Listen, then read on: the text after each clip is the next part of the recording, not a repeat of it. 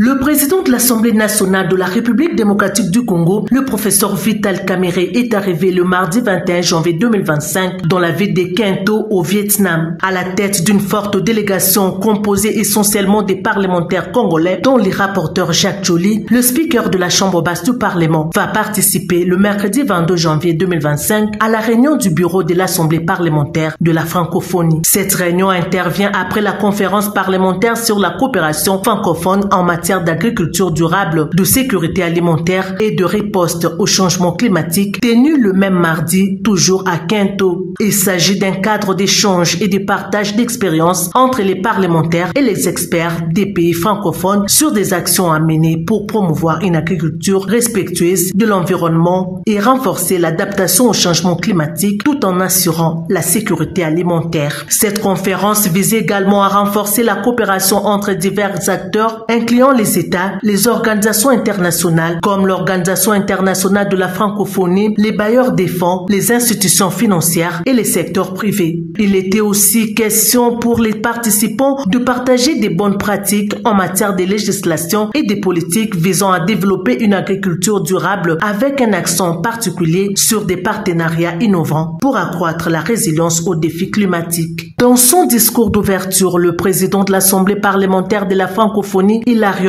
Etong, a souligné les rôles capitaux des parlements dans la réponse aux défis globaux, tout en favorisant une coopération entre les parlements pour transformer les engagements en actions concrètes. Hilarion Etong a aussi révélé que le corpus législatif de l'Assemblée parlementaire de la francophonie sur les changements climatiques fournit un cadre solide pour des actions concrètes au sein de l'espace francophone afin d'appuyer les parlements francophones dans leurs travaux législatifs en vue de la mise en œuvre de l'accord de Paris sur le climat. Ainsi, la réunion du bureau de l'Assemblée parlementaire de la francophonie devra donc s'épancher notamment sur les recommandations contenues dans la déclaration de Kinto, adoptée le mardi sur la coopération francophone en matière d'agriculture durable, de sécurité alimentaire et de riposte au changement climatique. C'est une occasion propice pour les pays francophones de collaborer et de trouver des solutions innovantes face aux défis environnementaux et alimentaires actuels. La participation de la RDC à cette rencontre se justifie notamment par son rôle crucial en tant que pays solution face aux défis du changement climatique, de l'agriculture durable et de la sécurité alimentaire. Les pays possèdent l'une des plus grandes forêts tropicales du monde qui joue un rôle capital dans la régulation du climat. La République démocratique du Congo abrite une biodiversité exceptionnelle avec de nombreuses espèces végétales et animales. La protection de cette biodiversité est essentielle pour maintenir des écosystèmes sains qui à leur tour soutiennent l'agriculture durable et la sécurité alimentaire. Avec une population en croissance estimée actuellement à plus de 100 millions d'habitants, la RDC veut diversifier son économie conformément aux engagements pris par le président de la République, Félix Antoine Tshisekedi Tshilombo. Elle accorde à cet effet une priorité aux investissements dans l'agriculture durable pour non seulement nourrir sa population, mais aussi créer des emplois et développer